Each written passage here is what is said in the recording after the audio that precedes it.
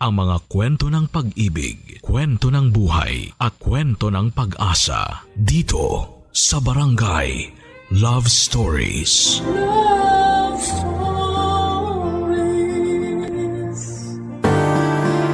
Pag mahal natin ang isang tao ay hindi tayo gagawa ng isang bagay na makasasakit sa kanila.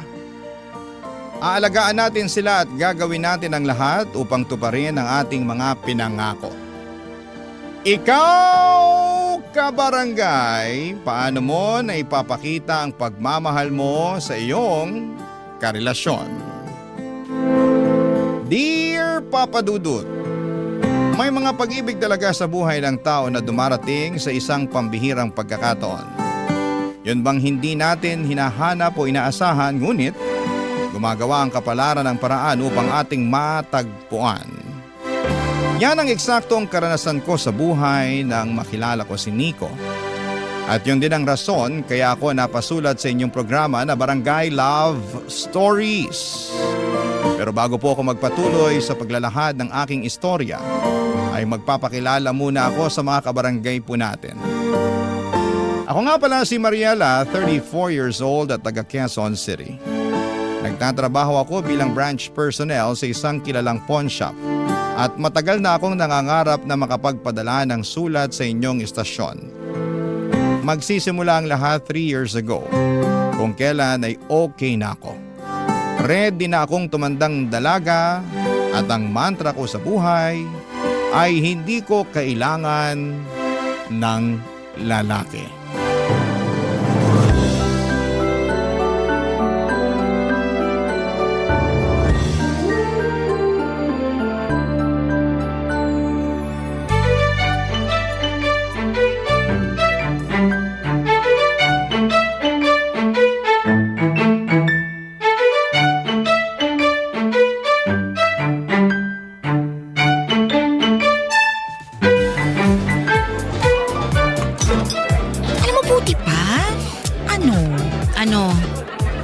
Umalis ka.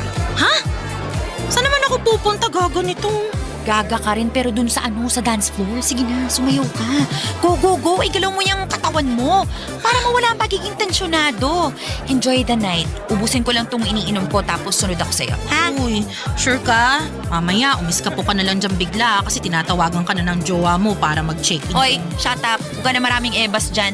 Sige na, sayaw na. Go, girl. Enjoy the music. Alam ko kanina mo pa bet na bet magwala sa dance floor. Sige na nga, ito na, ayan. Uy, sumunod ka, ha? Kung hindi, lagot ka sa akin. Oo, susunod ako. Sige na, go na. Bye. Okay. Teka, okay na siguro tong pwesto ko, no? Sakto, ang ganda ng music. Nakakaganda sa bayan. Ay! Naku, pasensya ka na, miss. Halika, tulungan na kitang tumayo. Akin na yung kamay mo, alalayan na kita. Salamat. Nasaktan ka ba? Hindi naman, pero nagulat lang ako. Pasensya na ulit ha, matao kasi kaya hindi kita napansin. By the way, ako nga pala si Nico. Ikaw, anong pangalan mo? Ha? Ay, sabi ko, anong pangalan mo? Ako nga pala si Nico. Ako nga pala yung future girlfriend mo. Ano? I mean, Mariela. Mariela ang pangalan ko. Nice to meet you, Mariela.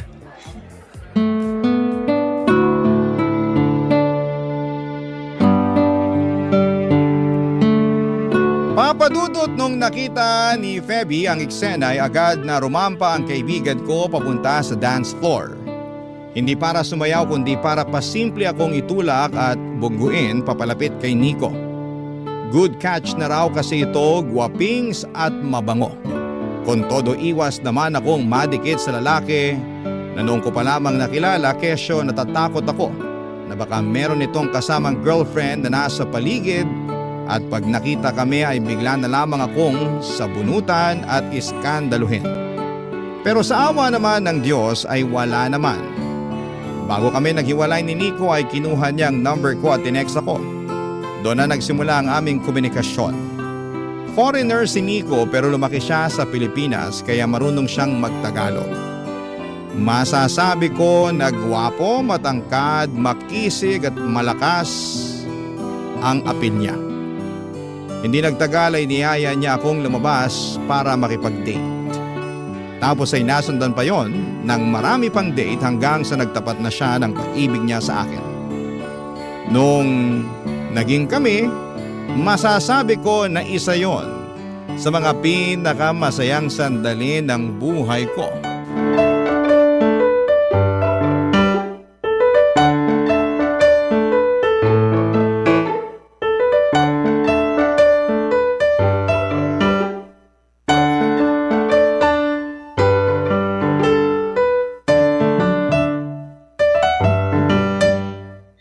Sarap ng ganito, no? Hmm? Yung magkasama lang tayo rito sa apartment ko. Nakahiga ka sa lap ko habang nanonood tayo ng paborito nating movie. Ganun. Oo nga eh. Nakaka-relax talaga. Alam mo, sobrang saya ko pag magkasama tayo. Ako rin naman. Tsaka kahit na nakakaisang taon na tayo, pakiramdam ko kahapon lang tayo nagkakilala. Talaga? Paano mo nasabi? Paano ba? Yung intensity, yung dating ng mga feelings ko kapag kasama kita, katulad pa rin nung nararamdaman ko nung unang beses na nagkakilala tayo. Nung nabunggo kita sa dance floor? Oo.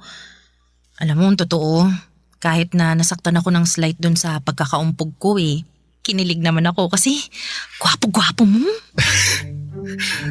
Kahit kailan napakabulera nitong girlfriend ko. Uy, hindi kaya yun bola. Alam ko naman. Siyempre, nagbibiro lang ako.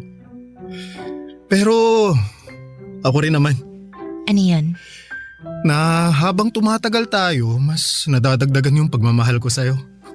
Kumbaga, corny man pakinggan pero araw-araw kitang minamahal. Lalong minamahal. Ikaw yata yun ang bobola sa atin Uy, hindi kaya. Nagsasabi lang ako ng totoo. Naniniwala naman ako. Ramdam ko kaya na mahal mo ko. Aba dapat lang dahil para sa akin, ikaw na ang babaeng nakikita ko na makakasama ko hanggang mangulubot tayo. Grabe naman yung mangulubot. Pero kailan mo ko planong ipakilala sa pamilya mo? Ha? Paano naman napunta dyan yung usapan? Wala lang. Natanong ko lang kasi kung ako na yung babae na nakita mo na makakasama mo hanggang mangulubot tayo, ibig sabihin may plano ka ng pakasalan ako, tama? Tama. Pero bago tayo magpakasal, kailangan muna nating hingi ng approval ng mga magulang natin, di ba? Okay ka na sa pamilya ko, approve ka na kina mama at papa, pati sa mga kapatid ko. Sama mo na yung mga alaga naming aso at pusa, di ba? Pero ako ba? Tingin mo, approve kaya ako sa parents mo? Tingin ko naman, oo. Kahit na pinay ako? Pero baka magbago pang mga isip nila pag nakilala nila ako. Kaya sana ipakilala mo na ako sa kanila. Paano naman may panahon pa sila para magustuhan ako? Plano ko naman talaga yun, babe. Pero dumidiskarte pa ako Naniniwala naman ako na magugustuhan ka nila. Na ikaw ang makakapagpabago ng puso na nakatali na sa tradisyon namin. Pero babe, kailan nga? Kailan mo ko planong ipakilala sa kanila? Ayokong mangako pero gagawan ko ng paraan. Babe, may tiwala ka naman sa akin, di ba? Oo naman, meron. Siyempre, boyfriend kita. Yun, kaunting tiis na lang muna, babe. Makakatsyempo rin ako, okay? Ang mahalaga, magkasama tayo ngayon.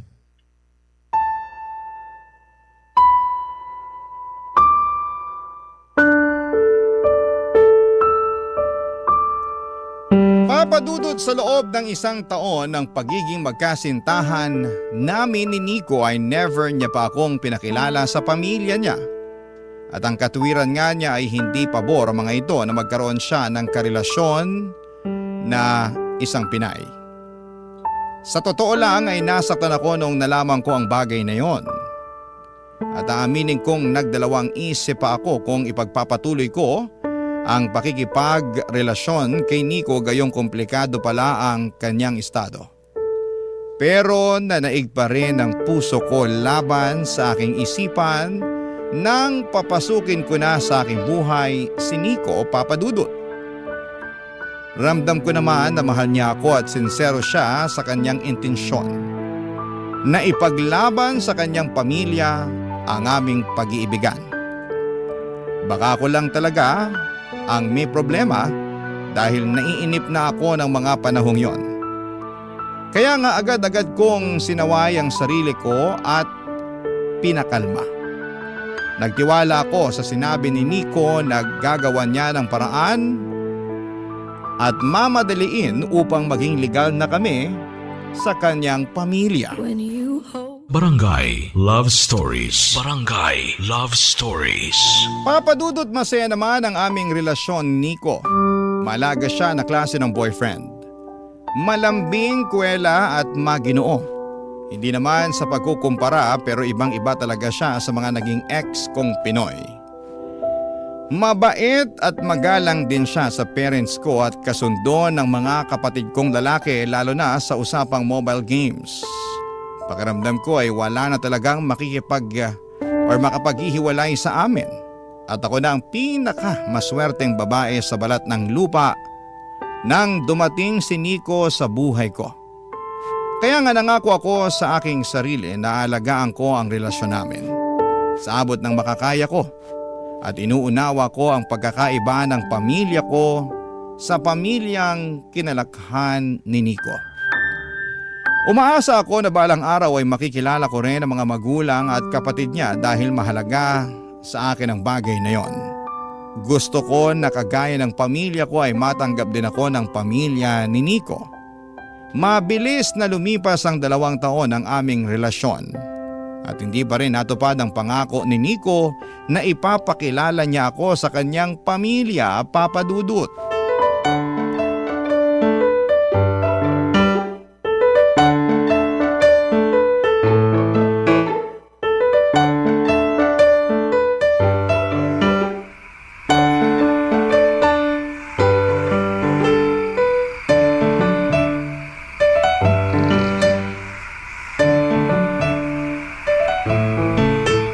Pwede pa naman siguro tayong mag-celebrate, di ba? Total, ito na, nandito na ako. Babe, ano pang isa-celebrate natin? Itapos na yung birthday mo. Alauna na kaya ng madaling araw. Mariela naman eh. Nandito na nga ako, huwag mo na sanang gawing komplikado ang lahat. At ako pa talagang nagpapakomplikado sa lahat. Eh sino pa nga ba? Alangan naman ako eh, sabi ko nga pwede pa rin naman nating i-celebrate yung birthday ko. Ikaw lang naman yung may ayaw kasi kamo, ibang araw na ngayon. Bakit? Totoo naman ah. Alam mo nakakasama ka na ng loob. Bakit na naman? Ano bang ginawa ko? Nagtanong ka pa talaga kasalanan mo kung bakit tayo nag-aaway ngayon. Sana sinama mo na lang ako dun sa birthday party mo sa bahay ninyo para hindi ko na kailangang gawin pa lahat ng paghahanda na to sa birthday mo. Masasayang din naman pala. Sinusumbatan mo ba ako sa mga ginawa mo? Hindi! Oo! Basta! Kasalanan mo! Ay, nasasabi mo lang yan kasi emosyonal ka ngayon. Meron naman akong dahilan para maging emosyonal, di ba? Buti sana kung isang beses lang nangyari to. Yung kada sasapit ang birthday mo may iwan ako sa apartment dahil hindi ako pwedeng sumama sa inyo kesyo hindi pa nga kasi tayo legal sa mga magulang mo. Eh anong gusto mong gawin ko, ha? Isama ka kahit bawal? Sabi mo gagawan mo ng paraan. Gagawan mo ng paraan para makilala na ako ng parents mo. Oh, ano nangyari doon sa pangako mong yon, ha? Ginagawan ko naman ng paraan ah. Di pa lang ako makatsyempo. Masyado ka namang atat. Sige, atat na kung atat. Pero bakit? Masisisi mo ba ako? Pakiramdam ko kasi kulang ako Na out of place ako kasi ikaw lang ang nakakaalam tungkol sa akin. Nico, ang tagal na natin. 2 taon na tayo pero ni isa sa pamilya mo hindi pa ako nakikilala. Ano? May plano ka ba talagang sabihin na may girlfriend ka? O gusto mo na lang na maghiwalay tayo para wala ka na obligasyon na ipakilala ako? Ay. Ano? Mamili ka? Ganun. Oh, sige. Oh, ayan. Anong gagawin ko dyan sa cellphone mo? Yan, tawagan mo parents ko, dali. Magpakilala ka. Ipakilala mo yung sarili mo. Sabihin mo girlfriend kita, dalian mo. Yan naman ang gusto mo, di ba? Hindi ka kasi makaintindi. Sinabi ko na sa'yo na tutol sila sa relasyon natin. Nachitsyempo pa ako para ipakilala ka. Pero nagmamadali ka kaya ikaw na. Sige, dali, magpakilala ka. Pakilala mo yung sarili mo. Tingnan natin kung hindi nila tayo paghiwalayin.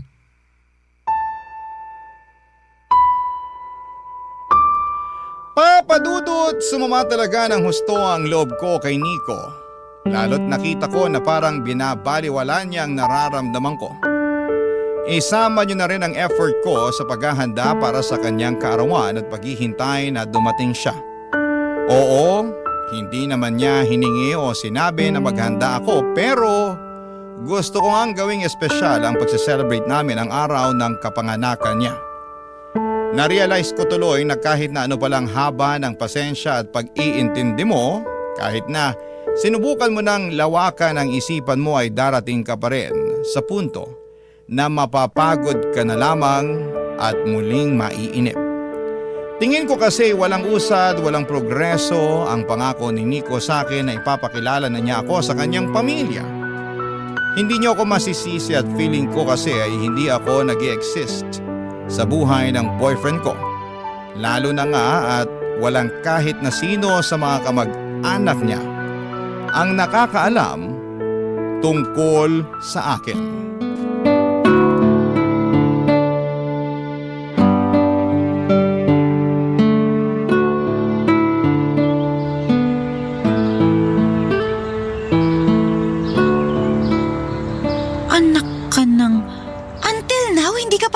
Napapakilala sa pamilya niya? Ganun na nga. Tapos ayun, nag-open up ako sa kanya tungkol doon. Tapos nagalit siya. Sinabihan pa ako na atat. Eh di nagalit din ako. Nakaka-offend kaya. Sinabihan ko siya na mamili siya. Ipapakilala niya ako sa pamilya niya o magbe-break kami. Tapos? Ayun, binato niya yung cellphone niya sa akin. Tawagan ko raw yung parents niya at ipakilala ko yung sarili ko. Eh, sira ulo pala yan eh. Pero ano, ginawa mo ba? Siyempre hindi. Natatakot kasi ako dun sa sinabi niya na paghihiwalayan daw kami ng parents niya. Alam ko naman daw na di sila pabor sa relasyon namin. Na tumitsyempo lang siya para maipakilala ako. Pero nagmamadali raw ako masyado. Girl, 2 taon na kaya kayo kaya may karapatan ka ng magmadali. Yun na nga. At saka… Tsaka ano pa? May iba pa? Sige na, ibira mo na, sabihin mo na ano ba yan? Hindi lang naman yun yung issue ko sa kanya eh. Marami pa, katulad na lang nung na hindi niya ako pinopost sa social media niya. Sa kahit anong social media account niya, wala. Ay hala. Girl, iba na yan. Ang katwiran niya raw, di lang daw siya pala post pero nung stino ko yung account niya, nakita ko doon na may album pa nga siya sa mga naging ex-girlfriend niya eh. Tapos, alam mo yun, yung kada birthday nila, may pa-edit pa siya na long message. Pero yung sa akin, ni simpleng happy birthday na caption, wala talaga. Hindi kaya sadya yan ng Nico na yan ha? Kasi ayaw niyang malaman ng mga friend niya sa social media na may girlfriend siya. In short, tinatago ka niya. Hindi naman siguro gagawin yun ni Nico. Gaga? Anong hindi? Halatang halata naman sa galawan niya. Naku, alam mo kung ako sa'yo, maalarma na ako. Abnormal na yan, hindi ganyan ang boyfriend. Girl, magduda ka na. Baka may tinatagong baho yung jowa mo. Eh di ba masyado siyang masikreto? Hindi ko tuloy maiwasang magduda dyan. Papadudot, ayaw ko na sanang i-entertain sa isipan ko ang mga pinagsasasabi ni Feby tungkol sa galawan ni Nico. Pero masama ba akong girlfriend kung hindi ko mapigilan?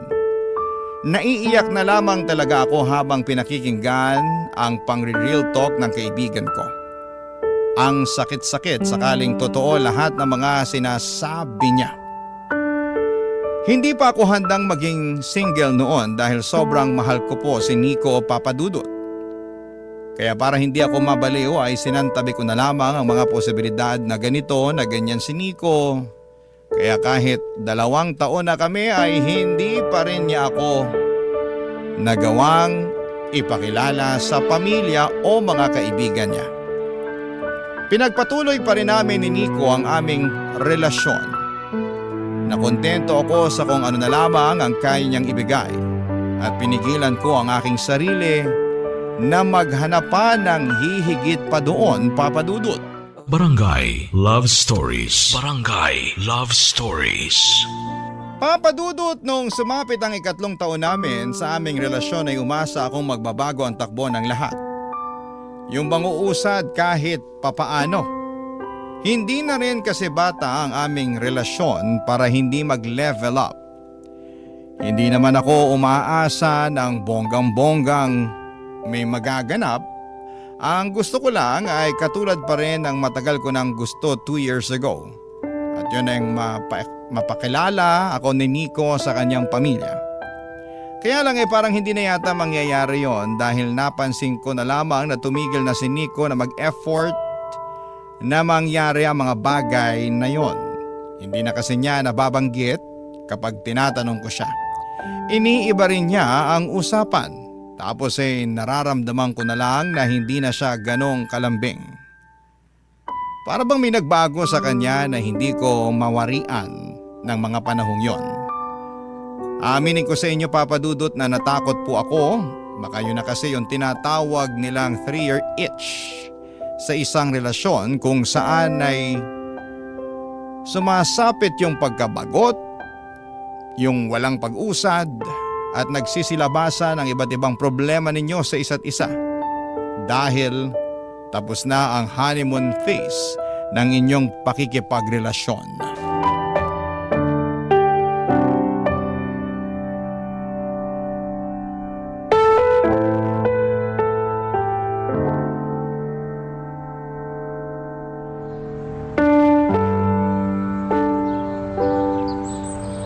Babe, pwede ba tayong mag-usap? Tungkol saan? Nababother na kasi ako eh. Bakit? Sa relasyon natin. Sa atin. Nababother na talaga ako. Ano na naman bang problema? Ayan! Anong ayan? Ako? Ako yung problema? Hindi. Oo.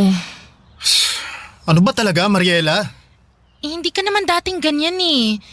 Yung madaling uminit ang ulo. Pero ngayon parang kahit ano na lang ang gawin ko. Kahit ano na lang yung sabihin ko nakaangil ka na kagad sa akin. Inis na inis ka na kagad sa akin. Anong magagawa ko kung kada may gagawin ka, kada may sasabihin ka, nakakainis talaga eh. Saka hindi mo man lang ba naisip yung kagaganyan mo? Kasasalita mo ng kung ano-ano na kesyo bothered ka, may nararamdaman ka. Ultimo kalit-liit ang bagay, may sinasabi ka, sana naisip mo na nakakainis na. Masyado mo na lang binibigyan ng pansin ang lahat ng bagay. Lahat na lang binibig deal mo. Hindi naman ako magkakaganito kung wala naman ako nararamdamang mali, di ba? Nico, hindi ako manhid. Alam ko may nagbago na. Sa atin, sa relasyon natin. Nico, malayong-malayo na tayo sa dating tayo eh. Ewan ko ba kung kailan nag-umpisa to, basta napansin ko na lang, kaya nga kinakausap kita ngayon. Gusto kong malaman kung mahal mo pa ba ako. Kung ano pa bang plano mo sa relasyon natin. Kasi kung tatanungin mo ako kung mahal kita, oo pa rin ang sagot ko. Sorry, pero nagsinungaling ako. Ha? Nagsinungaling ako sa'yo nung sinabi ko na ikaw na yung babaeng nakikita ko na makakasama ko sa pagtanda. Kasi mukhang hindi na mangyayari yun. Hindi ko na matutupad yung pangako ko sa'yo na pakakasalan ka dahil kailangan na nating maghiwalay. Ha? Ano bang pinagsasasabi mo? Mabigat sa akin na gawin ang bagay na to pero wala akong magawa. Naiipit ako sa sitwasyon na wala akong kawala eh. Nico, alam mo hindi ito yung panahon para bigyan mo ako ng bugtong. Bakit hindi mo na lang ako diretsuhin, ha? Bakit ka bigla makikipaghiwalay? Mariela, pinagkasundo ako ng pamilya ko sa ibang babae. Ano? At kailangan kong magpakasal kasi kahilingan yun ng mama ko na may sakit sa puso. Gusto niya na bago siya mawala, makita niya akong kinakasal. At pumayag ka naman. Wala nga akong magawa at wala rin akong kawala, di ba? Tradisyon na yan ng pamilya ko. Ayoko namang biguin ng mama ko. Ayoko na hanggang hukay madismaya siya sa akin. Ayokong isumpa niya ako kasi sinuway ko yung utos niya kaya pasensya ka na, Mariela. Papa Dudut, sobrang sama ng loob ko nang sabihin sa akin ni Nico ang bagay na yon. Pinaasa lamang niya ako at sinayang ang oras ko. Buong akala ko ay siya na talaga ang lalaking makakasama kong tumanda, ngunit bigla na lamang naglaho na parang bula sa kawalan ng pangako niyang yon.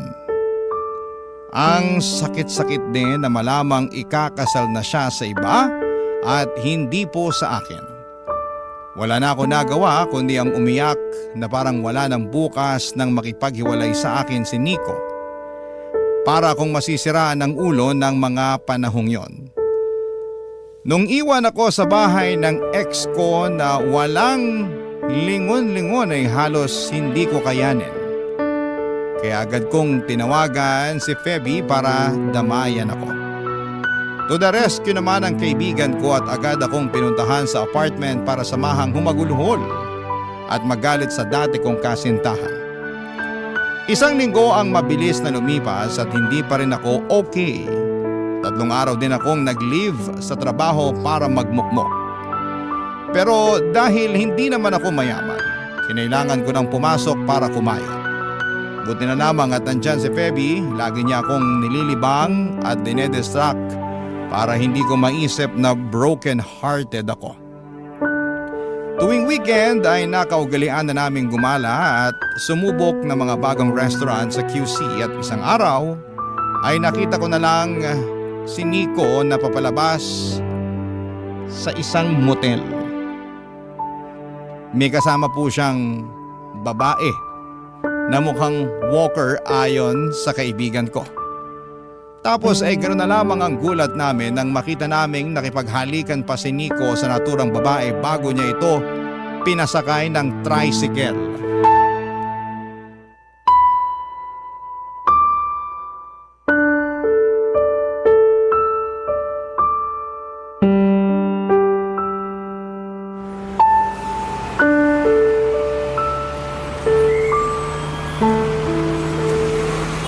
Walang hiya ka, Nico!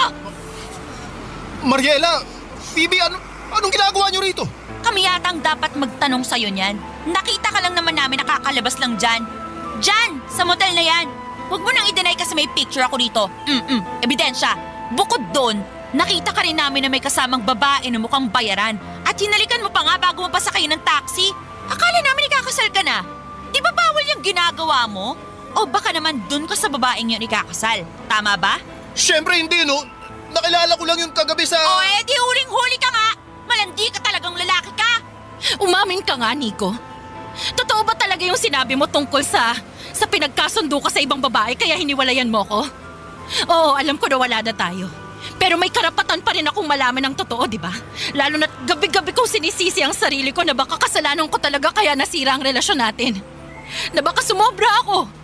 Na baka naging mapaghanap ako, ganun. Oo nga, deserve ng kaibigan ko na malaman ng totoo. Ay, nako! Dami yun namang arte. Ganyan ba talaga kayong mga babae? Masyado kayong emosyonal, wala naman sa lugar.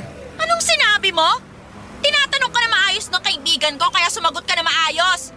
O baka naman gusto mong makita ang isa pa naming ugali. Gusto mong makita kung paano kami maging bayolente, ha? Ha? Ha? Ano? Phoebe, tama na. Minahong ka lang. Hindi! Ang hirap eh! Sira ulo tong ex mong tukmol na to eh! Nanggigigil ako patikimin ng flying kamao ko eh! O ano? Sasagot ka ba? Masusuntok kita! Ay, oo na. Sige na. Amin na ako para manahimik na kayo. Pagkatapos nito, talo-talo na tayo, ha? Kanya-kanya na ulit, okay? Baliw! Phoebe, please. Sige na. Magsalita ka na, Nico. Ay, nako. Paano ba to? Dami nyo kasing arte pero sige, aamin na ako. Hindi totoo yung sinabi ko sa'yo na pinagkasundo ako ng parents ko sa ibang babae para magpakasal. Wala yun. Imbento lang yun kasi gusto ko nang makipaghiwalay sa'yo. Alam ko na hindi ka kasi papayag, lalo sabi mo pa nun, mahal mo pa rin ako. Pero hindi na kasi kita mahal, Mariela. Ay, mali. Hindi naman talaga kita minahal. Sakto lang, masaya lang ako kasi nandyan ka. Pinapansin mo ako, inaasikaso. Pinatutuloy sa apartment mo pag kailangan ko. Pero wala naman talaga akong planong makisama sa'yo tapos pakasalan ka pa kaya? Yun din ang rason kaya hindi kita maipakilala sa mga magulang ko. Tsaka wala na rin naman talaga akong mga magulang. Ulila na ako simula pagkabata at tsaka wala rin akong mga Sino kapatid. yung ano? Sino yung mga nasa picture na pinakita mo sa akin na sabi mo pamilya mo? Wala yun, kinuha ko lang yun sa internet. Hindi ko naman nakalain na mapapaniwala ka. Na mauuto kita kaya sinakyan ko na lang. Pinangatawanan ko na lang. Walang yakap pala talaga eh! Ha? Aray ko! Aray! Ang kapal Ang na mukha sakit mo! na- Uy! Ano ba? Kapal na mukha mo sa kaibigan ko! Nakulo ko to? Phoebe, tama na. Hindi! Anong tama na? Kulang pa nga yun sa mag-asawang sampal na binigay ko sa siraulong yan dahil sa ginawa niya sa'yo. Hoy, Nico! Ang kapal naman ng mukha mo na paglaruan ng damdamin ng kaibigan ko? Eh, para ko na yung kapatid tapos sasaktan mo lang? Ha? Napakalandi mong lalaki ka, kapal mo! Tama si Phoebe! Napakalandi mo! Napakasama mo man, loloko ka, manggagamit ka! Buti na lang talaga naghiwalay na tayo! Buti na lang nawala ka sa buhay ko kasi salot ka! Makarma ka sana, Nico! Napaka-abusado mo!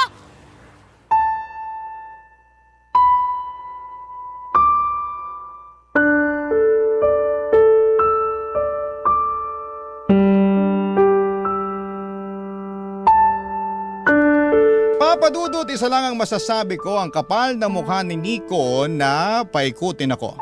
Napaniwalain ako sa drama niya at bilugin ang ulo ko. Ako naman ay masyadong naniwala at naging utu-uto kaya nahulog ako sa patibong niya. Nakakapagsisi na nagsayang lamang ako ng 3 taon kasama ang huwad na katulad niya, pero pinagpapasa Diyos ko na lamang ang karma na pupwedeng ihatol sa kanya, Papa Dudut. Sa kasalukuyan ay nagmo-move on pa rin ako. Masasabi ko na marami akong aral na natutunan sa karanasan kong ito. May mga araw na nakakausad ako pero may mga gabi rin na bumabalik pa rin sa umpisa ang lahat.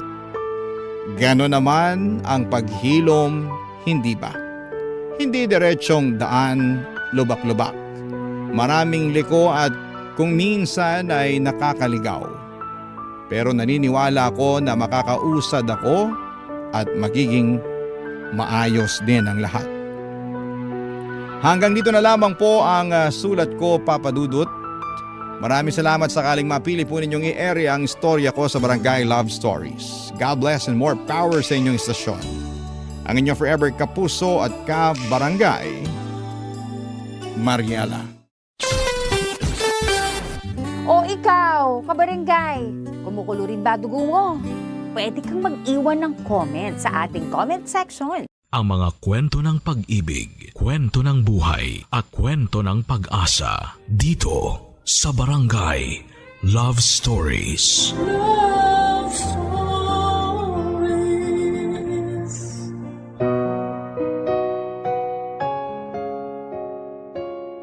Pinagtatagpo ang mga taong nag-iibigan sa iba't ibang paraan. Sabi nila ay tadhana raw ang gumagawa ng paraan para makilala natin ang taong itinakda para sa atin. Ngunit hindi tadhana ang magbibigay ng perpektong pag-ibig, kundi ito lamang ang maghahatid sa atin sa taong kaya tayong mahalin kahit na hindi tayo perpekto. Sa kwentong pinadala ng sender natin ngayong araw, sa anong paraan kaya niya makikilala ang taong magpapatibok ng puso niya? Pakinggan ang kwento ni Raya dito sa mga kwento ng pag-ibig, buhay at pag-asa sa nangungunang Barangay Love Stories. Dear Papa Dudut, mapagpalang araw sa iyo, Papa Dudut, dahil may mga kakilala na rin po ako nagpadala ng liham sa Barangay LS ay naisipan ko rin pong sumulat para ibahagi ang love story ko. Raya nga po pala ang pangalan ko pero nickname ko lamang po talaga ito. Nanggaling po ako sa isang broken family. Mas pinili ni tatay na bumuo ng bagong pamilya sa kabit niya kesa sa amin ni nanay. Kaya naman hanggang ngayon ay kami na lamang ang magkasama. Malaki po ang naging sakripisyo niya para sa akin. Kung ano-ano ang pinagkakitaan niya para lamang mapatapos niya ako sa college, sa kursong Business Administration major in Operations Management. Nang makatapos ako ay nag-start akong magtrabaho bilang admin assistant sa isang kumpanya. 2 taon lang ako roon dahil lumipat na ako sa ibang kumpanya at natanggap naman ako bilang marketing associate. 3 taon din ako roon bago nag-offer sa akin ang best friend kong si Albi na mag-manage ng ipapatayo niyang milk tea shop. Naging kaklase ko po si Albi noong college. May kaya po ang mga magulang niya na may lahing Chinoy kaya business-minded. Medyo malamya siyang kumilos pero straight naman po siyang lalaki. Nag-aaral po lang kami noon ay may sarili na siyang negosyo. May computer shop po siya noon na pinababantayan niya kapag may pasok siya. Pero kapag weekends ay siya mismo ang nagbabantay. Siya yung gusto laging kagrupo ng mga kaklase ko noon dahil magaling siya sa reporting at sa paggawa ng mga business projects namin. Pati thesis namin ay minani lamang niya noong college. Kaya nung nag-offer siya na maging magkasosyo kami, ay hindi ko siya tinanggihan, Papa Dudut. Hindi ko naman po kailangan maglabas ng pera, industrial partner po ako kumbaga. Hindi ko na lang po babanggitin kung paano yung hatian namin. Pero napakalaking tulong niya po talaga noon sa amin ng nanay ko. Nakaipon ako paunti-unti hanggang sa maipaayos ko na yung bahay namin. Tumaas ang sales namin noong pandemic, kumuha kami ng 2 staff sa milk tea shop para may katulong na ako roon. Pero dahil sa pagiging busy ko noon ay hindi ko na nabigyan ng pansin ang love life ko.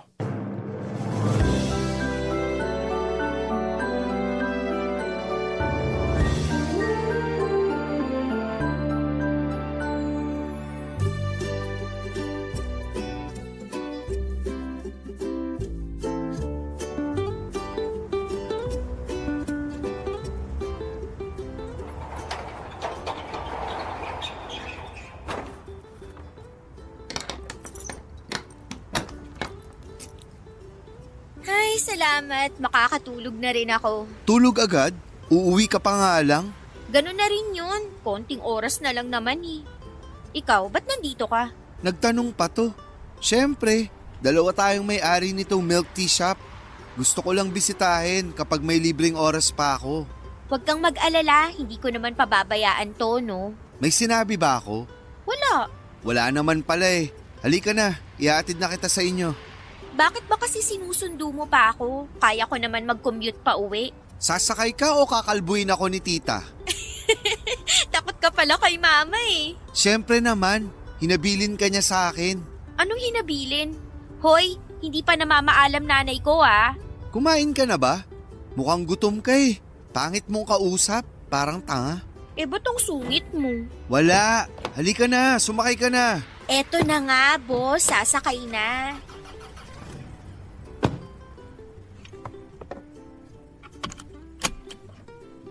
Pwede ka ba sa Sabado? Bukas tayo nun, di ba?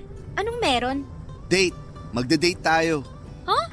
Gagi, hindi pa ako nagpapaligaw. Ano ba? Bakit ka tumatawa? Utu-utu ka kasi. Seryoso, pwede ka nga? Depende kung anong gagawin natin. A-attend lang naman tayo ng party.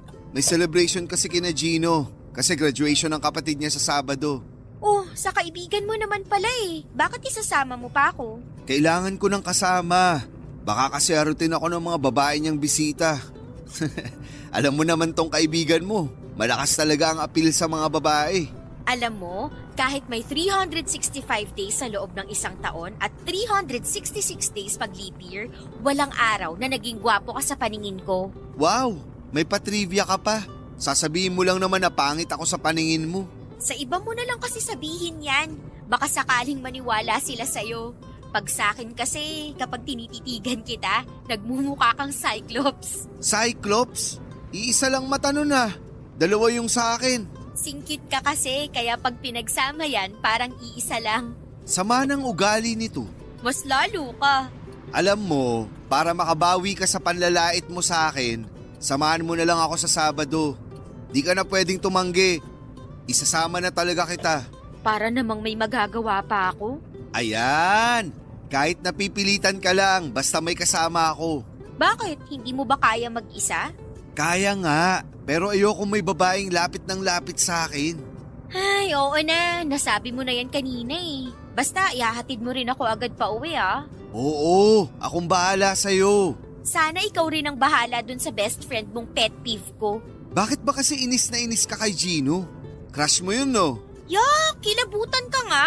Yung mukhang yun, magugustuhan ko. Galit na galit agad ah. Diyan din nagsimula sina mama at papa noon. Kunwari, hate na hate yung isa't isa. Pero tingnan mo, nakalimang anak na. Kayo ni Gino, tingin ko, kaya niyong sumampu. Tumigil ka nga, mag-drive ka na kaya. Eto na nga. Pero kapag ikakasal na kayo ni Gino, sagot ko na wedding gown mo. Sirang-sira na gabi ko, ano ba? Sorry, tatahimik na. Papadudot, na-meet ko na ang best friend ni Albi na si Gino ng ilang beses. Pero hindi ko talaga gusto ang pagiging feeling close niya at pangaasar sa akin tuwing nagkikita kami. Sobrang pet peeve ko talaga siya. Parang ginagaya niya kasi si Albi. Hindi po ako magaling mag-explain pero sa mga hindi po nakakaalam kung ano yung pet peeve, yun po yung something na kinakainisan ng isang tao. At sa case ko po ay si Gino yon. Yung mukha niya, yung boses niya at lahat po ng ginagawa niya ay kinakainisan ko ng sobra. Okay naman siya sa itsura. Hindi naman po siya masasabing pangit. Maputi po siya, chubby at matangkad din. Mga 5'11" po ang height niya at may pagka-chinito rin. Chef si Gino sa isang Chinese restaurant. Kaya mahilig siya sa mga pagkain. Siya ang madalas na nagluluto tuwing may handaan sa kanila o sa mga malalapit niyang kaibigan. Mabait naman po siya pero saksakan lang ng pagka-playboy. Nakaka-turn off yung ganon para sa akin. Parang naging standard ko na po kasi noon sa mga lalaki yung pagiging loyal or committed nila sa partner nila. Ang kaso, nakakatawa man pong isipin pero para talaga kaming mga batang nag-aaway noong time na yon. Kahit na anong gawin namin ay hindi talaga kami nagkakasundo. Pinipilit ko siyang iwasan at hindi kausapin pero dahil kay Albi ay napipilitan akong harapin siya. At para makasurvive ako, sa mga oras na kasama ko siya ay nagpapanggap na lamang ako na parang hindi ko siya nakikita. Ay, salamat. Makakauwi na rin. Sus! Para namang hindi ka nag-enjoy sa party. Medyo lang. Ganyan pala kapag medyo nag-enjoy lang, nagbabalot ng mga handa. Uy, grabe ka naman. Konti lang kaya tong nilagay ko sa bag ko. Grabe. Wala ba kayong ulam sa bahay nyo? Ang sasarap kasi ng mga ulam. Saka inalok din naman nung nagpahanda, no? Kaya kumuha na ako. Masama raw tumanggi sa grasya. Ang sabihin mo, makapal lang talaga mukha mo. Hoy, sumusobra ka na ha? Gusto mo magka-design mukha mo, Albi? Uy, Pauwi na ba kayo? Gino, kanina ka pa dyan? Oo. At narinig ko yung usapan nyo. Kaya bago kayo lumabas ng gate, i-check ko muna yung bag nitong kasama mo. Ano? Hoy, wala naman ako ninakaw sa loob ah. Wag na maraming dada. Akin na yung bag mo. Hindi pwede, no? May mga personal akong gamit dito na hindi mo pwedeng makita. Saka, kailan ka pa nag-shift ng career? Hindi yata kami na-inform. Hindi ka naman police o security guard para i-check yung bag ko bago umalis. Kamag-anak ako nung nagpa-party. At hindi ko pwedeng isawalang bahala na lang kapag may nakita akong kahinahinala. Parang alam ko na to. Uuwi na kami. Tara na nga, Albi. Yung bag mo. I-check ko lang tapos pwede na kayong umalis. Ayoko! Ay nako, alam kong mamaya pa kayo matatapos sa bardagulan nyo. Exit na muna ako. Raya, sa kotse na muna ako. Hintayin na lang kita doon. Teka, hindi mo man lang ba ako tutulungan dito? Baka nga si Gino pa mangailangan ng tulong eh. Sige na, punta na ako sa parking. O yan, umalis na si Albi. Akin na bag mo. Titingnan ko lang kung anong laman. Bitawan mo yung bag ko! Sabi na eh. Ang dami mong binalot na ulam. Naka-plastic pa lahat ha. Patago mo bang binalot mga to? Excuse me, inalok ako ng tita mo, no? Kaya kada alok nagbabalot ka? Wala ba kayong ulam? Meron, pero gusto ko lang mag-uwi. Bakit ba? Krimen ba yun? Hindi naman. Pero may tanong ako. Masarap ba yung mga ulam kaya ka nagbalot? Malamang, iuuwi ko ba yung mga yan kung hindi masarap? Pero saksakan ka naman ng buwisit. Tingnan mo, kumalat na yung mga ulam, nagsayang ka ng grasya. Ipagbabalot na lang kita ulit. Ilalagay ko pa sa maayos at malinis na food container para presentable naman pag pinatikim mo sa mama mo. Kesa naman nakabalot sa plastic. Para ka lang dumaan sa piyestahan eh. Eh ano naman, mas nakakahiya kung ninakaw ko yung mga yan sa loob. Alam mo, sa'yo na yung mga ulam na binalot ko, isaksak mo sa baga mo. Papadudot na mula ako sa kahihiyan ko ng gabing yon. Bukod kasi sa mga sinabi ni Gino sa akin, ay marami ring nakakita sa nangyari. Pakiramdam ko noon ay para akong patay gutom na naghakot ng pagkain mula sa handaan. At ginawa naman akong katatawanan ni Gino. Hindi ko na pinansin ang pag-aalok niya noon ng pagkain dahil sa kahihiyan. Nagmamadali na akong umuwi para makalayo sa kanya. Tinanong pa ako noon ni Albi kung ano ang nangyari sa pagkatalo namin ni Gino pero hindi ko na siya sinagot pa. Nagpahatid na lamang ako sa bahay namin. Kinabukasan Papadudot ay nagulat ako nang may mag-deliver ng pagkain sa akin na naka-address sa milk tea shop. Akala ko noon ay kay Albi galing yon kaya inilagay ko pa sa Facebook stories ko. At kinain kaagad. Nag-chat pa ako noon sa kanya para magpasalamat pero nang mag-reply siya, nalaman kong hindi sa kanya galing ang pagkain kundi kay Gino. Kaya sising-sisi ako. Nalaman ko na si Gino pala mismo ang nagluto noon at pinadala talaga sa akin para mag-sorry sa nangyari doon sa party. Pero as someone na mataas ang pride ay hindi ko tinanggap ang sorry niya. Hindi lang yon ang unang beses na nagpa-deliver siya ng pagkain para sa akin. May time pa na siya mismo ang nagdadala sa shop na mas lalong nagpatindi ng iritasyon ko sa kanya. Kaya naisip ko talaga noon na hindi ko magugustuhan si Gino kahit na ano ang gawin niya.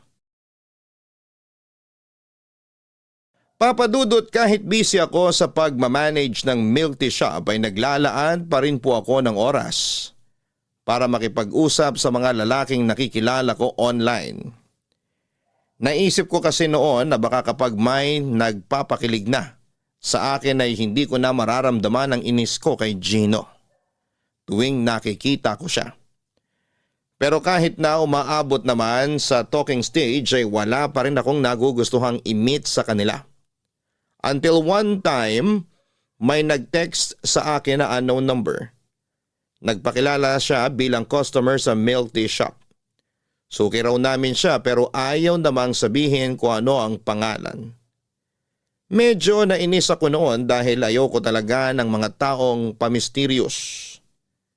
Pero noong nanghingi siya ng payo, sa sisimulan niyang negosyo ay narealize ko na seryoso naman pala siya. Nickname niya lang ang binigay niya sa akin.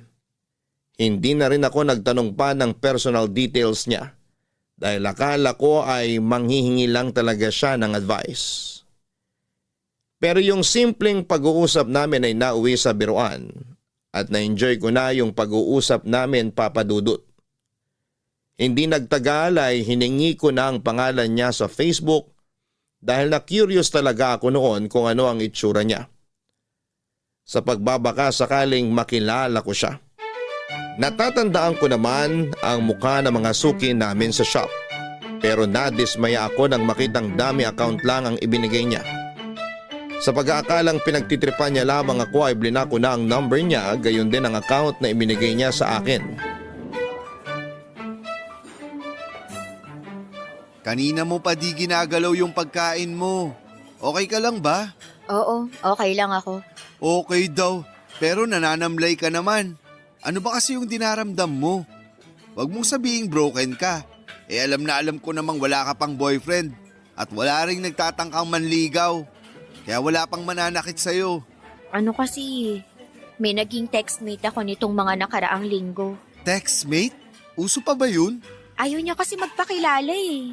Tapos, nung hiningi ko Facebook account niya, dummy account naman binigay sa akin.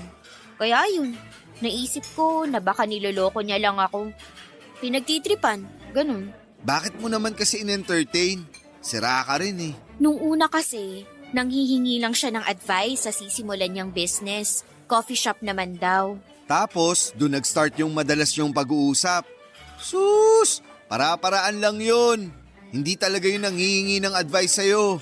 Gusto niyang makipag-usap at kumagat ka naman. Binlock ko na siya, no? Kahit na, in-entertain mo pa rin siya bago mo ginawa yun.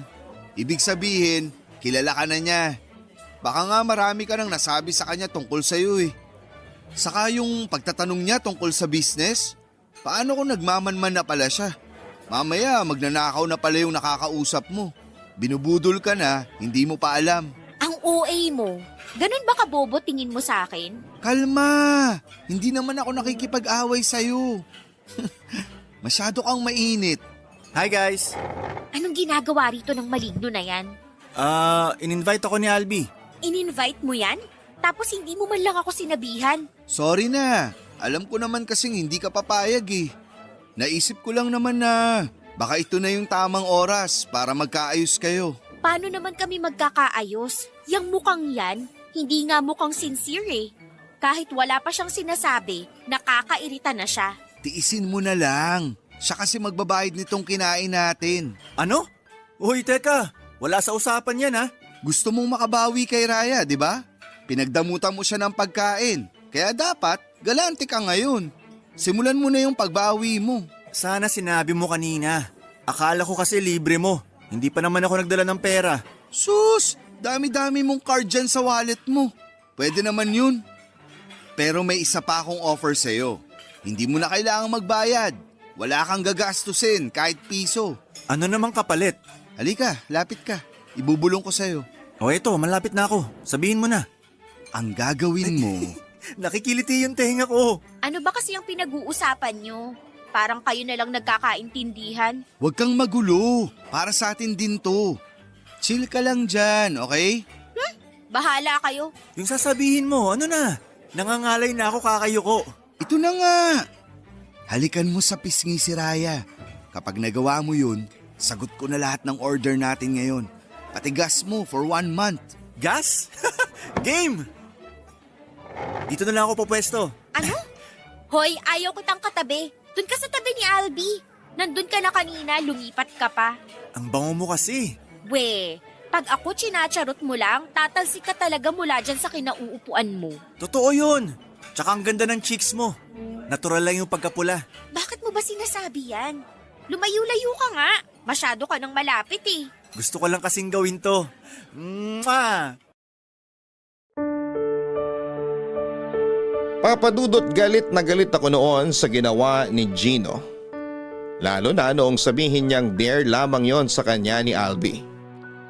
Napagsabihan ko sila noon na para mga bata kung mag-isip at hindi man lang naisip na ma-offend ako. Lalo na't hindi talaga kami okay ni Gino. Kaya mula noong araw na yon ay hindi ko muna kinausap ang kaibigan ko. Hinaharap ko lamang siya tuwing may mahalaga akong concern tungkol sa business namin.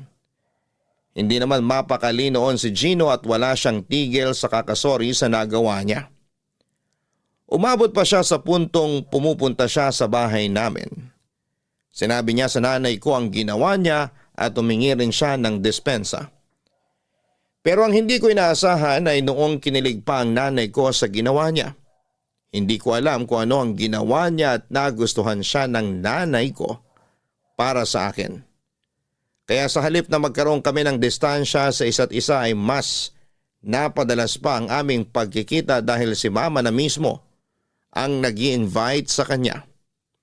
Aaminin kong medyo nawawala na noon ang inis ko kay Gino at gusto ko na lamang din na maging okay kami dahil doon masaya si mama. Pero nagbago ang isip ko noong malaman ang tungkol sa kanya. Nang minsang magkayaang uminom sina Albi at Gino, Nagpasundo sa akin ang kaibigan ko dahil sa sobrang kalasingan.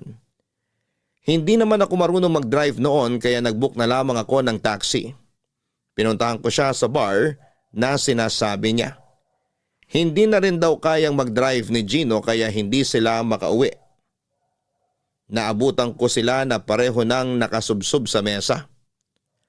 Paglapit ko kay Albi ay napansin ko yung cellphone ni Gino na nakabukas noong time na yon. I-off ko sana yon noong mabasa ko ang pamilyar na conversation na mukhang binasa pa niya bago siya makatulog. Parang umakyat lahat ng dugo ko noon sa ulo dahil sa galit ng may mapagtanto, Papa Dudut. Hoy, gumising ka nga dyan. Mag-usap tayo. Bakit ba? Nahihilo nga yung tao eh. Wala akong pakialam. Tumayo ka dyan. Pwede bang bukas na lang? Ang sakit na ng ulo ko. Nasusuka pa ako. Kahit iluwa mo pa yung bituka mo, wala akong pakialam. Tumayo ka dyan. Mag-usap tayo. May kasalanan ka sa akin. Pahingi mo ng tubig, please. Hindi ako utusan. May kamay ka naman, di ba? Bakit ba kasi galit na galit ka? Ano bang problema? Ito, ano to? Nakita ko tong conversation natin sa phone mo, kaya hindi ka na makakapagsinungaling sa akin. Ha? Anong conversation? Basahin mo! Magmamaang-maangan ka pa? Isip ako ng isip kung sino yung nan-trip sa akin. Ikaw lang naman pala. Sorry. Sasabihin ko naman talaga dapat sa'yo eh. Humahanap lang ako ng tiyempo kasi alam kong galit ka pa sa ginawa ko last time. At ngayong alam ko nang gusto mo lang akong pagtripan, sa tingin mo matutuwa pa ako sa'yo? Nakakaloko ka na, Gino. Hindi ka na nakakatuwa. So ano palang plano mo nun? Makikipag-close ka sa akin nang hindi nagpapakilala kung sino ka talaga? Doon pa lang sa nagpakilala kang suki namin, ginawa mo na akong tanga. Ang ayos ng pakikipag-usap ko sa'yo kasi akala ko matino kang tao. Pasensya ka na. Hindi ko kasi alam kung ano pa yung pwede kong gawin para mapalapit sa'yo. Alam ko naman kasi kung gaano mo kahit na makita ako o makausap. Kaya nanloko ka na lang, ganun ba? Masaya ka ba sa ginawa mo? Hindi naman sa ganon. Eh anong trip mo sa buhay? Bakit mo ginawa sa akin yun? Napaka-childish mo naman, Gino. Sa edad mong yan, naiisip mo pa yun? Napaka-immature mo. Alam mo, hindi ko na talaga alam yung gagawin ko para tigilan mo ko. Kasi sa totoo lang, kung hindi dahil kay Albi, hindi naman kita kakausapin. Walang dahilan para maging malapit tayo sa isa't isa. Kaya wag kang umakto na parang close na close tayo.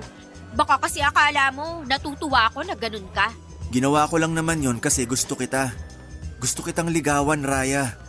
Gustong gusto ko na lagi kitang nakikita. Yung magkasama tayo. Kung gusto mo ako, bakit ginagawa mo lahat ng ayaw ko? Para mapansin mo ko. Kasi alam kong hindi ka interesado sa akin. Isip bata ka pa nga. Paano ka naging chef at nagka-business nang ganyan yung pag-iisip na meron ka? Nakakatawa ka, alam mo ba yun? Kaya siguro walang babaeng tumatagal sa'yo kasi ayaw nilang matali sa isang lalaking kagaya mo. Pasensya ka na. Huwag kang mag-alala. Hindi na mauulit yon. At kung hihilingin mo na wag na ako magpakita sa'yo, sige, ako nang bahala ron. Si Albi, kaya mo na ba siyang iuwi na mag-isa? Kaya ko na, may naghihintay ng taxi sa labas. Okay, mauna na ako umuwi. Raya, sorry talaga. Kung hindi mo kaya mag-drive pa uwi, sumabay ka na lang sa amin. Hindi na, okay lang ako. Ako nang bahala kung paano ako uuwi. Ikaw bahala.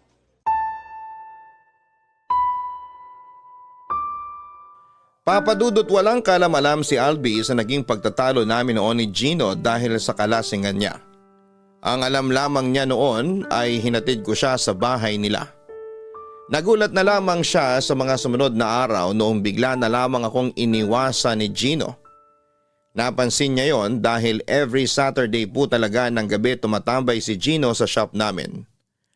At noong time na yon ay hindi talaga pumunta si Gino kahit na anong pilit sa kanya ni Albi. Lumipas po ang ilang araw na umabot na rin ng halos isang buwan, Papa Dudut, na kahit anino ni Gino ay hindi ko talaga nakikita. Hindi na siya pumupunta sa shop at sa bahay namin. Hinahanap na siya noon ni Mama sa akin. Nagtataka kung bakit hindi na raw pumapasyal sa amin pero nagpapadala pa rin siya ng paboritong pagkain ni Mama na siya mismo ang nagluto. Natouch po ako noon at nakonsensya sa mga pinagsasasabi ko sa kanya. Siguro nga ay may nagawa siyang mali na kinakainis ko ng sobra, pero sa ipinapakita niya, hindi naman po siya masamang tao at wala talagang masamang intensyon sa akin.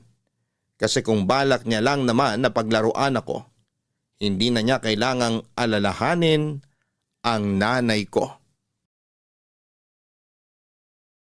Papadudot, kahit iniiwasan ako ni Gino, ay may mga pagkakataon pa rin nagkakasama kaming dalawa dahil kay Albi. Hindi na po ako galit noon sa kanya pero sobrang awkward ng sitwasyon namin. Hindi ko alam kung paano ko siya kakausapin o kung tama ba na ako yung maunang magbukas ng usapan. Sa pagkakataong yon ay wala pa ring alam si Albi sa dahilan kung bakit hindi kami nag-uusap ni Gino. Normal naman kasi sa amin yon. Pero noong ilang beses na kaming nagkita sa pagsama niya kay Albi sa shop, doon pa lang nakahalata ang kaibigan ko. Nagtanong siya kung ano raw ang meron sa amin ni Gino at hindi kami nagbabangayan. Ang sabi ko lang naman noon ay baka nagsawa na sa pakikipagbangayan sa akin ang kaibigan niya. Wala ni isa sa amin ni Gino ang nagbukas ng usapan kay Albi. Siguro ay naisip rin ito na mutual friend namin si Albi at gagawa siya palagi ng paraan para magkaayos kami. Pero dahil matagal na kaming magkaibigan, ay hindi na ako nakapaglihim pa nang muli siyang magtanong sa akin.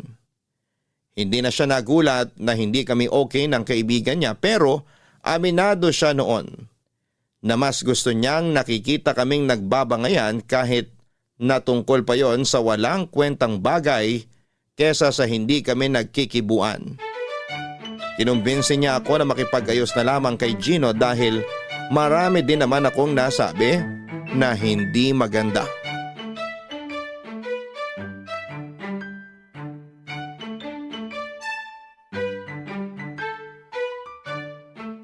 Ginawa talaga ni Gino yun? Sa laki niyang yun, natorpe sa'yo? Ibang klase ka, Raya. Ewan ko. Baka naman kasi trip niya lang talaga akong paglaruan gaya ng ginagawa niya sa mga babaeng dumaan sa kanya. Tingin ko naman hindi. Oo, alam kong palikero siya. Dami kasing nabibiktima ng pagkachinito niya. Pero hindi naman siya aabot sa puntong paglalaruan ka niya. Kasi para sa naman yun? Para magkaroon siya ng katatawanan. Ang childish naman nun. So anong ibig mong sabihin? Gusto niya lang talaga ako at nagpapapansin kaya niya ginagawa yun? Nakuha mo. Yun na yun. Grabe naman. Parang bata pa rin siya sa ideya niyang yun. Ano siya, elementary student na nang-aasar ng crush niya para pansinin siya? Alam mo kasi, wala naman sanang masama ron. Kasi hindi lang naman siya yung lalaking gumagamit ng ganong style para mapansin ng babaeng nagugustuhan nila. KJ ka lang. Isip mo kasi pang lola na. Tingnan mo buhok mo, namumuti na rin. Aray! Ganyan ba yung mature? Hilig mong manakit. Bakit kasi kamping-kampi ka sa lalaking yun? Kasi kaibigan ko rin siya. Kaibigan mo rin naman ako Kaya nga, kaya hindi pwedeng sa'yo lang ako kakampi. Lugi naman si Gino. Saka mas galante yun kesa sa'yo. Ganun. Kung saan ka mas makikinabang, dun ka. Di magsama kayong dalawa. Arte talaga ng babaeng to. Alam mo, sa sobrang pikunin mo, wala na talagang magtatangkang manligaw sa'yo. Buti nga, nagkagusto pa sa'yo si Gino. Siya pa nga ata lugi sa'yo tapos choosy ka pa. Paano naman siya naging lugi sa akin?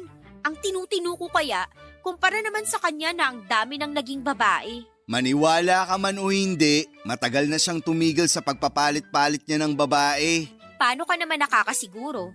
Nakikita mo ba ginagawa niya 24/7?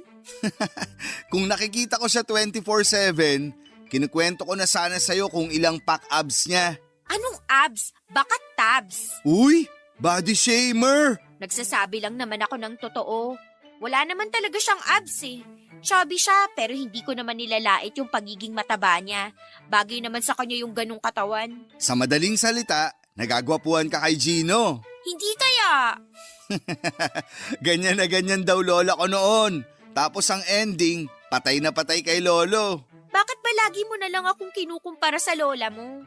Magkaiba kami ng ira, okay? Magkaiba nga, kasi nasa ira ka ng marurupok. Wow, para namang ang tibay mo, Albi. Sino na nga yung nagpakalunod sa alak nung iniwan ng girlfriend? Tapos ayaw kumain ng ilang araw? Gusto pa ngang tumalon sa tulay na 3 feet lang naman yung taas eh. Grabe, sana na-record ko lahat yon para may pinagtatawanan ako every time na bumabanat ka ng ganyan. Alam mo, minsan, mas maganda kung di ka na lang nagsasalita. Kuwang-kuwa mo pik ako eh. Sino ba nauna? Nagkakaganyan ka lang naman kasi mahal ka na ni Gino. Dapat nga, pa-demure na atake mo ngayon. Kasi may nagkakagusto na sa'yo. Yak! Never ako naging pa-demure, no? Obvious naman. Alam mo, kumain na lang tayo. Order ka na ng lunch natin. Makautos, parang may patabi ah. Eh anong gusto mo? Kumuha ko ng pera sa kaha. May accounting tayo, di ba? So hindi dapat yun binabawasan ng para sa tawag ng katakawan. Ay, oo na. Lecturean ba naman yung may master's degree in business administration? Ang yabang mo talaga. Papadudod sa pag-uusap namin yon ni Albi ay nakwento niya na may babae raw na matagal nang gustong ligawan si Gino. Yun daw ang rason kung bakit tuminto na ito sa pagiging palikero.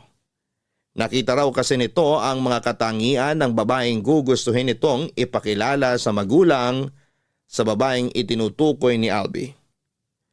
Noong nagtanong ako sa kanya ay hindi ko po talaga inaasahan noong sabihin niyang ako yon. Hindi ko alam kung anong nakita sa akin ni Gino para magpakatino ito ng ganon. Mula noong nalaman niya ang dahilan nang iwasan namin ang kaibigan niya, palagi na siyang gumagawa ng paraan para madalas kaming magkasama. Kunwari, iimbitahan niya akong kumain sa labas pero kasama naman pala niya si Gino. Aaminin ko na nahihiya na lang talaga akong mag-sorry kay Gino. Pero gustong gusto ko na siyang makausap. Gusto kong kumpirmahin sa kanya ang mga sinabi ni Albi. Hindi para ipahiya siya o ipamukha na hindi ko siya magugustuhan kahit kailan. Kundi para aminin na na-appreciate ko lahat ng ginagawa niya. Pero parang universe na po talaga ang gumagawa ng paraan noon para magkausap kami. Noong pumunta kami sa birthday ni Albi ay nagkaroon ako ng lakas ng loob na kausapin siya noong medyo nakakainom na ako. Gino. Uy, Gino, pansinin mo naman ako. Bakit ba? Pwede ba akong makisabay? O kaya hatid mo na lang ako sa bahay. Kapal ng mukha ako, no? Sigurado ka? Baka naman lasing ka lang. Oo, medyo nakainom nga ako. Kaya nga, natatakot ako mag-commute. Medyo nahihilo na ako. Baka mapatapat pa ako sa manyak na driver. Tapos, dalhin ako sa ibang lugar kapag nakatulog ako sa biyahe. Hanggang ngayon pala overthinker ka pa rin. Ganun na nga. Pasensya ka na ah. Wala kasi akong ibang malapitan. Si Albi, tulog na sa kalasingan kaya hindi niya na ako mahahatid pa uwi. Hindi ako nagdala ng kotse. Big bike yung dala ko. Kaya mo ba sumakay ron? Oh, kaya ko naman. Sigurado ka? Sabi mo nahihilo ka, di ba? Baka mahulog ka pa. Alam mo, kahit hindi pa ako sumasakay sa big bike mo, nahulog na ako. Pinagsasabi mo. Nahulog na ako sa'yo. Ay, lasing ka na nga. Hindi kita pwedeng isakay sa motor ng ganyan yung estado mo. Baka maaksidente lang tayo. Baka naman mga chicks mo lang talaga pinapayagan mong sumakay sa big bike mo. Wala pa akong pinapasakay na babae sa motor ko. Sorry. Sige, mag-aabang na lang ako ng taxi. Akala ko ba natatakot ka mag-commute ng lasing? Tatawagan ko na lang si Mama habang nasa biyahe ako. Kailangan ko rin kasing makauwi. Wala siyang kasama sa bahay eh. Huwag mo na siyang tawagan. Baka masira pa tulog niya. Oo nga no. Ay, sasamahan na lang kita mag-commute. Ha? Wag na. May sasakyan ka naman pa uwi tapos magko-commute ka pa. Sasamahan na kita pa uwi. Pero... Huwag na matigas ulo mo, Raya. Nakainom ka kaya hindi ka pwedeng bumiyahe na mag-isa. Bakit ikaw? Hindi ka ba uminom kanina? Hindi ako uminom kasi wala maghahatid sa akin pa uwi. Naantok na ako. Sandali, magbubook na lang ako ng taxi. Mag-abang na lang tayo ng dadaan dito. Sure ka? Oh, Lapit ka konti. ha? Sumandal ka na lang sa akin habang naghihintay. Inaantok ka na, di ba? Wag na, nakakahiya. Halika na. Hindi mo naman ako kailangang hilahin. Lalapit naman ako eh. Shh. Sumandal ka na lang sa braso ko. Aalalayan na lang kita kapag nakaidlip ka. Thank you ah. Basta wag kang susuka. Wala akong dalang extra shirt. Sabi ko nga sa'yo, nahihilo ako. Baka masuka ako sa taxi mamaya. Lunukin mo na lang. Ano? Pigilan mo na lang. Ayoko maglinis ng suka mo. Bakit? Hindi mo pa ba naranasan maglinis ng suka ng mga naging fling mo? Hindi. Sanay silang uminom. Hindi kagaya mo na nagpupumilit uminom kahit hindi naman kaya. Kung ganon, hindi mo gusto yung mga babaeng hindi sanay uminom? Wala akong sinabing ganon. Di ba sabi mo gusto mo ako? Nakainom ka. Tsaka na natin pag-usapan yan. Baka naman joke mo lang yun. Tapos, kaya ayaw mo ko isakay sa big bike mo kasi baka mapagkamalan akong girlfriend mo. Isasakay kita sa motor ko. Pero kapag hindi ka nalasing. Papadudot medyo nakainom lang naman ako ng gabing yon. Kaya malinaw sa akin kung ano ang mga sinasabi ko kay Gino. At aaminin ko na kilig po talaga ako noon sa mga sagot niya. Kahit naramdam ko pa rin ang lamig ng pakikitungo niya. Nakasandal lang ako sa kanya habang naghihintay kami ng daraang taxi. Mga 10 minutes po kaming nakatayo roon bago kami nakasakay. Ang nakakahiya pa noon, Papa Dudut, ay nakatulog ako sa biyahe nang nakayakap sa braso niya. Pagdating namin sa bahay, nagpaalam pa si Gino kung pwede siyang pumasok at magstay muna roon sandali. Pumayag naman po ako. Pero sa halip na siya yung asikasuhin ko dahil bisita siya roon, ay kabaliktaran pa ang nangyari. Dahil doon ay inabot na siya ng madaling araw sa bahay namin kaya nag-offer na ako na doon na lamang siya matulog. Nagulat po ako noong hindi siya tumanggi, Papa Dudut. Sa sala siya natulog at wala siyang kaarte-arteng umiga sa sofa. Kahit na alam kong hindi siya komportable roon dahil sa height niya. Kinabukasan ay hindi ko po napaghandaan ang panunukso sa amin ni Mama. Akala niya po kasi ay kami na ni Gino. Natawa na lamang po noon si Gino sa mga pinagsasabi ng nanay ko. Samantalang hiyang-hiya naman ako sa kanya. Nang magpaalam na siya para umuwi. Nag-chat siya sa akin at sinabing mag-uusap daw kami kapag maayos na ang pakiramdam ko. Papadudod, sinundo ako ni Gino sa bahay namin para sa isang dinner date. Dinala niya pa ako sa Chinese restaurant kung saan siya nagtatrabaho. Nagulat ako noong ipinakilala niya ako sa mga katrabaho niya roon bilang someone special sa buhay niya.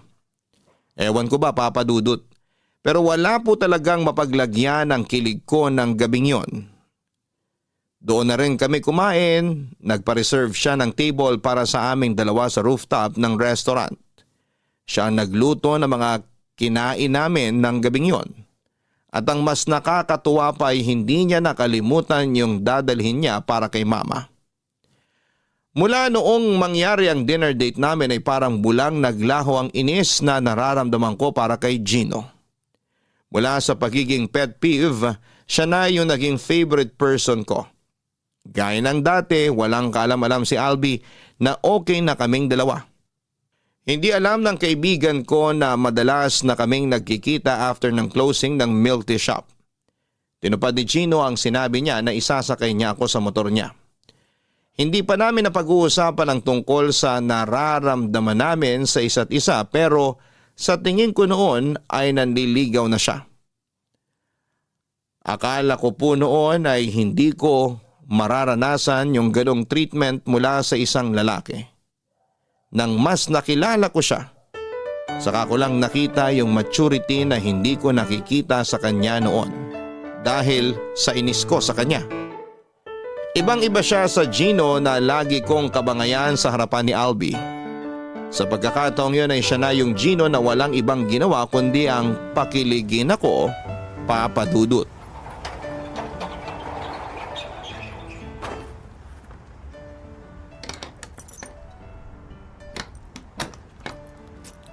Ayan, naisara ko na. Thanks. So, pwede na ba tayong mag-date? O magpapaalam pa tayo sa business partner mo? Bakit naman ako magpapaalam sa kanya? Walang pakialam sa love life ko yun, no? Akala mo lang wala, pero meron. Sige na, oo na. Meron na akong meron. Saan mo nga pala gusto pumunta mamaya? Pwedeng sa bahay na lang muna. Bakit naman? Marami naman tayong pwedeng pasyalan. Alam mo naman si Mama, hindi siya sanay na hindi kami sabay kumakain ng hapunan. Baka magtampo sa akin yun. Walang magtatampo ngayong gabing to. Doon na lang tayo mag-dinner sa inyo. Makikikain ako. Talaga? Oo naman. Mas masaya yun. Ano, tara na? Ano to? Bakit kayo magka-holding hands? Albi, nandyan ka pala. Oo, kanina ko pa nga kayo nakikita bago ako bumaba ng kotse. Anong meron? Kayo na ba? Bakit hindi ko alam? Hoy, teka lang. Kumalma ka naman sa pagtatanong. Isa-isa lang. Pare, kung ano yung iniisip mo, tama yun. Pero paano? Saka kailan pa naging kayo? Last week lang. Last week pa? Tapos di nyo man lang sinabi sa akin? Nakakasama ng loob ah. Arte mo, Albi. Sasabihin naman namin sa iyo eh. Pero alam naming OA ka, kaya late na lang sana namin sasabihin. Pasensya na pare. Baka kasi masira diskarte ko kapag sinabi ko agad yung plano ko. Bakit? Anong tingin nyo sa akin? Malas? Huwag ka na magtampo. Kiss ka na lang namin. Kung nakikita mo lang yung reaction mo ngayon, matatawa ka talaga. Gulat na gulat ka eh. Sino namang hindi magugulat? Nung huling kita nating tatlo, hindi kayo nagpapansinan. Sinabi mo sa akin yung dahilan, di ba? Tapos ngayon, biglang kayo na? Wow! Di ko na kasi afford na magpabagal-bagal pare. Baka maunahan pa ako ng iba. Sino namang mauuna sa'yo? Wala namang nagkakagusto dyan sa jowa mo. Pasmado talaga yung bibig mo eh, no? Alam ko namang hinihintay niya rin ako naman ligaw sa kanya. Hoy, kapal mo! Anong hinihintay? Joke lang. To naman parang di ko mahal. Gagi! Ang cringe pala marinig yan mula sa inyo. Parang mas okay yung nagbabangayan kayo kaysa sa sweet kayo sa isa't isa. Pero mas okay kung pipikit ka na lang pare. Wala kang jowa eh. Ang yabang nyo, mag-iwalay din kayo. Magkakajowa ka rin pare. Ipagdarasal namin ni Raya. Huwag ka kasing babanat nang magbabackfire din sa'yo. Isa ka pa, kinilig ka lang, nagbago ka na. Huwag ka na magtampo, hahanapan ka namin. Hindi pa ako ganun ka-hopeless para magpahanap. Arte mo. Hayaan mo na yan si Albi. Mas masaya siya mamboso ng mga babae sa club. Yak! Ginagawa mo yun? Sige, maniwala ka dyan sa boyfriend mo. Friendship over na tayo. Kala ko naman totoo na. Ay, nakakapanibago talaga kayo. Lalo ka na, Raya. Parang hindi pa ako sanay na makita kang isa ng ganap na ina. Ina agad? Kasasagot ko lang kay Gino. Dun din punta nun. Basta, ninong ako ah. Saan? Sa kasal? Sira ulo. Alam nyo guys, mabuti pa, sumama na kayo pareho sa bahay. Doon na tayo mag-dinner. Sa wakas, may nasabi ka ring matino. Papa Dudut, hindi na ako nakatanggi nang paaminin ako ni Albi sa totoong namamagitan sa amin ni Gino. Suportado naman niya ang relasyon namin. Mabuti na rin daw yon dahil nagtinuna ang kaibigan niya mula noong matipuhan ako. May mga kakilala ako na nagsasabing nangihinayang sila dahil akala nila ay kami talaga ni Albi ang magkakatuluyan. Bagay daw kasi kami. Pero ang sagot ko naman lagi sa kanila, hindi talaga lumalampas sa pagkakaibigan ang namamagitan sa aming dalawa. Hindi ko po alam kung uso rin yung platonic friendship sa iba, pero ganon yung meron kami ni Albi. Nung ipinakilala ko na si Gino kay Mama bilang boyfriend ko ay nakuha namin ng buong buo ang basbas niya. Botong-boto siya kay Gino, parang nakikita niya raw po kasi sa boyfriend ko si Papa noong binata pa. Makulit at palabiro, pero gentleman at malambot ang puso.